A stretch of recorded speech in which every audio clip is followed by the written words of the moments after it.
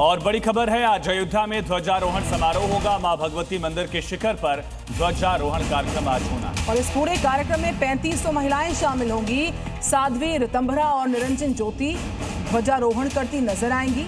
आज अयोध्या में ध्वजारोहण समारोह का आयोजन रहने वाला है और भगवती मंदिर के शिखर पर यह ध्वज फहराया जाएगा। राम मंदिर में आज एक बार फिर भक्ति, सुरक्षा और महिला शक्ति का भव्य संगम देखने को मिलेगा। राम मंदिर के परकोटे में बने मां भगवती मंदिर के शिखर पर राम मंदिर आंदोलन से जुड़ी प्रमुख संत साध्वी ऋतंभरा और साध्वी निरंजन ज्योति ध्वज फहराएंगी।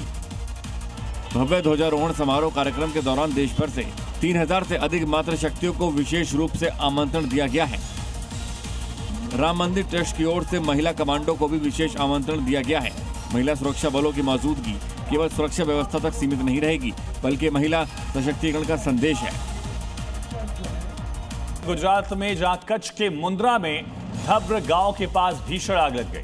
एक टायर का डिपो था जहां पर यह भयंकर अग्निकांड हुआ है। कई किलोमीटर दूर तक काले धुएं का गुबार महसूस किया जा रहा। बड़ी मुश्किल के बाद आग बुझाई जा सकी, ऐसी खबरें सामने आ रही हैं घटनास्थल से। तो ये तस्वीरें आप देखिए, काफी दूर से ही धुएं का गुबार दिख रहा है, आग की लपटें दिख रही। लोगों में भी अफरा तफरी का माहौल था।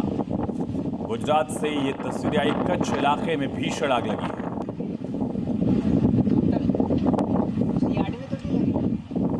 पश्चिम बंगाल के दार्जिलिंग में भारी बारिश से कई इलाकों में बाढ़ जैसे हालात बन गए और कुछ ही देर की जो बरसात है उसमें शहर की सड़कें दरिया में तब्दील हुई हैं। मूसलाधार बारिश से शहर में कोहराम मचा हुआ है। पानी की रफ्तार इतनी ज्यादा है कि भारी भरकम बाइक खिलौनों की तरह बह गई। पानी का प्रहार इतना तेज है कि दुकानों के सामने रखा सामान बहता दिखाई दिया। दार्जिलिंग के कलिम्पोंग में भारी बारिश लोगों के लिए आफत बन गई है। दुकानों से सड़क तक हर ओर सैलाब का कब्जा दिखाई दिया। जोरदार बारिश ऐसी मानो कि सबवे झरना बन गया। सीढ़ियों से पानी ऐसा गिर रहा है जैसे पहाड़ों से झरना बह रहा हो। खबर है कर्नाटक के बेंगलुरु से भारी बरसात के बाद शहर के निचले इलाकों में जल भराव हो गया है। जोरदार बारिश से जगह जगह लोग सैलाब में फंसे नजर आए।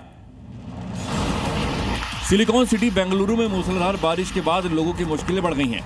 जोरदार बारिश के बाद निचले इलाकों में बाढ़ जैसे हालात बन गए। कुछ ही देर की बारिश ने शहर के ड्रेनेज सिस्टम की पोल खोल दी। बीती रात जोरदार बारिश के बाद निचले इलाकों में बाढ़ जैसे हालात बन गए। बेंगलुरु शहर के बनरघट्टा रोड की तस्वीर देखिए, जहां सड़क पर बाइक सवार सैलाब से जूझते नजर आए। भारी बारिश की वजह से शहर का जनजीवन अस्त व्यस्त हो गया। जम्मू कश्मीर के सोनमर्ग में कुदरत का कहर दिखा है, जहां तूफान बवंडर के चलते अफरा तफरी का मंजर नजर आया। सोनमर्ग में टूरिस्ट स्पॉट पर तूफान ने कैसे तांडव मचाया, उसकी गवाही कैमरे में कैद ये तस्वीरें दे रही हैं। टूरिस्ट स्पॉट पर बच्चों के खेलने के लिए बनाए गए झूले और दूसरे स्टॉल भी आंधी की चपेट में आ गए। टूरिस्ट डेस्टिनेशन पर तेज हवा का झोंका आया और ट्रैपोलिन हवा में उड़ता दिखाई दिया। कुछ ही मिनटों के लिए आए तूफान से मौके पर हड़कंप मच गया। इस दौरान मौके पर भगदड़ और चीख पुकार मच गई। तूफान की चपेट में आने से एक शख्स घायल हो गया। गनीमत की बात रही कि मौके पर मौजूद बाकी लोगों ने सुरक्षित जगहों पर पहुंचकर अपनी जान बचाई। छत्तीसगढ़ के सुकमा जिले में आए तेज आंधी तूफान ने भारी तबाही मचाई। तेज हवाओं और खराब मौसम के चलते कई घरों की छतें उड़ गई हैं, तो दुकानों और व्यावसायिक संस्थानों को भी काफी नुकसान पहुंचा। सुकमा में सड़क से लेकर मैदान तक अचानक मौसम के बदले मिजाज ने कोहराम मचा दिया। कहीं पेड़ उखड़ गए तो कहीं बिजली के खंभे। तेज तूफान के कारण सैकड़ों पेड़ और बिजली के खंभे गिर गए। आंधी तूफान से पूरे जिले में भारी नुकसान हुआ है। जोरदार तूफान से ऐसा लगा मानो सब तबाह हो गया। आंधी तूफान से भारी भरकम पेड़ सड़क पर गिरे दिखाई पड़े। कई इलाकों में कच्चे मकान धराशायी हो गए। इस दौरान कई इलाकों में अभी आवागमन प्रभावित है। उत्तराखंड के देवप्रयाग की खबर है। पानी की किल्लत को लेकर स्थानीय लोगों ने जिला प्रशासन के खिलाफ खूब विरोध दर्ज करवाया। सैकड़ों की संख्या में स्थानीय लोगों ने मशाल जुलूस निकाला और जमकर नारेबाजी की। पानी की किल्लत को लेकर आक्रोश की तस्वीरें देवप्रयाग के हिंसरिया खाल की हैं, जहां हाथों में मशाल जुलूस लेकर प्रदर्शनकारियों ने सड़क पर आक्रोश मार्च किया।